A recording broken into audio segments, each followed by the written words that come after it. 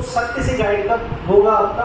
जब सत्य की शरण लोगे, सत्य की संगत करोगे।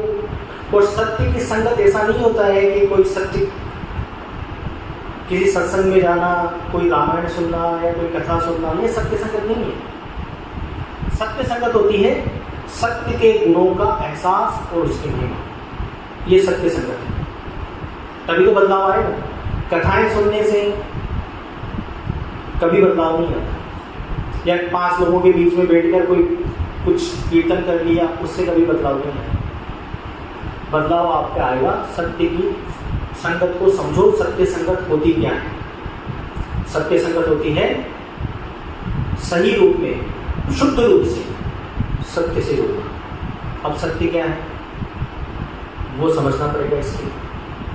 जब तक आप यही नहीं समझोगे कि सत्य क्या है, तो सत्य की संगत क्या करोगे? एक कोई भी पत्थर को भी सत्य बता देगा, कोई पेड़ को सत्य बता देगा, कोई पहाड़ को सत्य बता देगा, कोई प्रकृति को सत्य बता देगा। तो जब तक सत्य के गुण नहीं समझोगे, तब तक सत्य का पता ही नहीं चलने वाला आपको सत्य क्या है। असत्य से ही जुड़ते चले जाएंगे।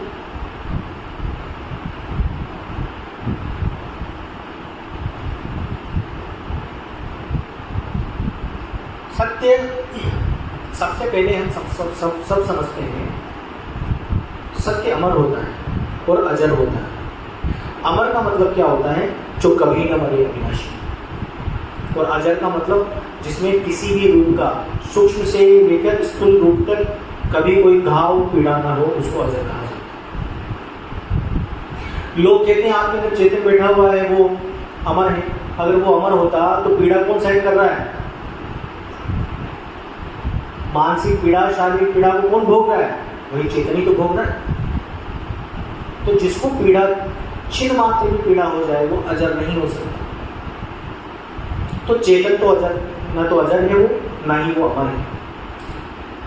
अमर कौन होगा? जो कभी न मरता हो और जिसमें थोड़ा भी बदलाव आ जाए। बदलाव का मतलब ही होता है पीड़ा। चेंजमेंट का मतलब ही होता है एक दशा से दूसरी दशा में बदलने का मतलब क्या हो गया? अनकंफर्ट। तो जिसमें बदलाव हो वह भी क्या नहीं हो सकता? अमर नहीं हो सकता। तो सबसे पहले वह अमर स्थिर होना चाहिए। और सारे धर्मों ने भी यही माना है कि सत्य अजर होता है, अमर होता है और स्थिर होता है। लेकिन काम हम सब उसका उलट करते हैं। ये चीजें समझ कर भी हम मर जड़ सत्ता की साधना करना शुरू कर देते हैं। जो सत्ताएं मरती हैं, जो सत्ताएं जड़ती हैं, जड़ने का मतलब जिसमें विनाश हो, पीड़ा हो, परेशानी हो, वो जड़ सत्ता कहलाती है, अजर सत्ता नहीं कहलाती। और अजर ही स्थिर है। तो चेतना तो आ जा रही है, एक जगह से दूसरी जगह जा रही है, तो उसमें भी परिवर्तन है।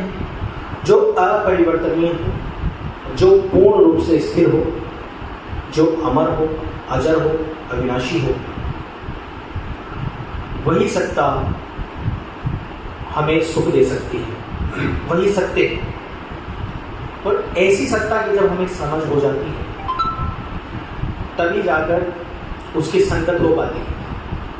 यदि हम गुण तो उसका ले रहे हैं और किसी देहिक रूप को ही हम पूजना शुरू कर रहे हैं, क्योंकि देह का मतलब क्या होता है? जीव।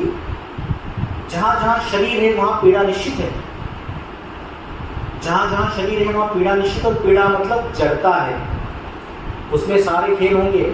वृद्धावस्था भी आएगी, युवावस्था भी आएगी, बाल्यावस्था भी आएगी। जैसे ये हमारा ब्रह्मांड है, इस ब्रह्मांड की युवावस्था भी थी और इसकी वृद्धावस्था भी आएगी। ये तो ब्रह्मांड की तो एक शरीर हुआ ना। इतने बड़े स्तर पर हम बात कर रहे हैं, हमारे शरीर की बात नहीं कर रहे हैं। तो पहाड़ ले लो, पहाड़, उसकी भी बाल्यावस्था होती है, उसकी भी युवावस्था होती है। एक समय के बाद वो ढह जाता है, चाहे वो करोड़ वर्ष में ढहे, सबकी उम्र है। तो जो शरीर लेकर बैठा है, उसी को यदि हम अमर मानकर उसी की साधना शुरू कर देंगे, तो ये सत्य संगत नहीं है। सत्य संगत क्या है? जिसका शरीर नहीं होना चाहिए, ना वो अशरीरी होना चाहिए। अशरीर का मतलब शून्यता। शून्यता भी नहीं होनी चाहिए, क्योंकि शून्यता का मतलब नथिंगनेस। शून्यता कभी भी आपको अमरता नहीं दे सकती, क्योंकि शून्यता में भी बदलाव हो रहे हैं। दो तरीके से बदलाव होते हैं उसमें, वो मैं बताऊंगा कैसे बदलाव।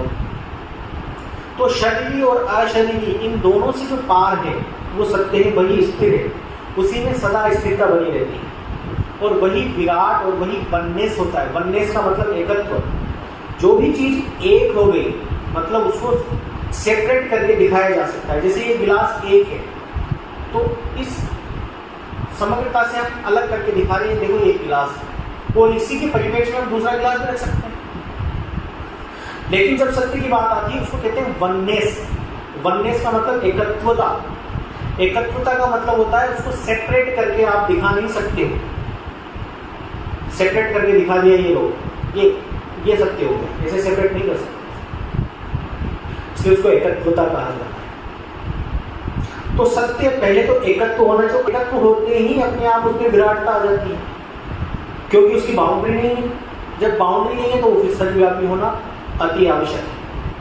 अब जैसे ही सर्वव्यापिता की बात आएगी तो उसका निर्लेप होना अति आवश्यक है, क्योंकि सर्वव्यापिता में हम किसको समझ लेंगे? या तो तत्व जगत की व्यापिता को समझ लेंगे या शून्य जगत की व्यापिता को समझ लेंगे। इन दोनों से जो हटकर है वो सर्वव्यापी है और वही निर्लेप हो सकता है, क्योंकि जो व्यापक में भी व्यापक है, जो व्यापक में भी रमा हुआ है, तो कैसे रम सकता है?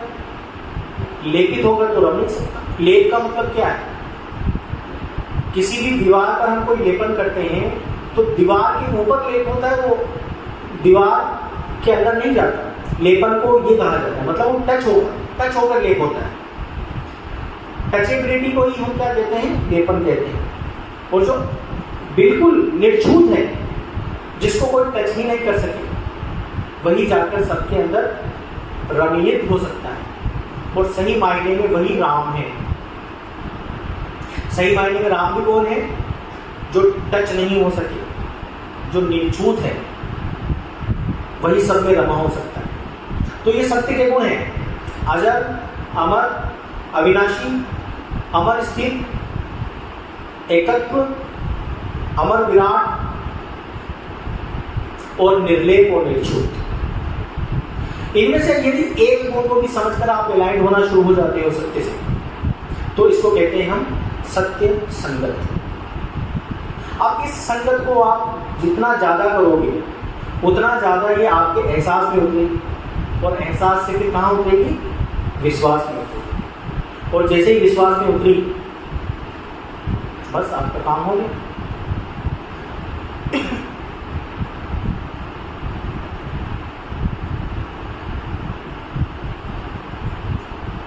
और इसी को अमर भाव कहते हैं।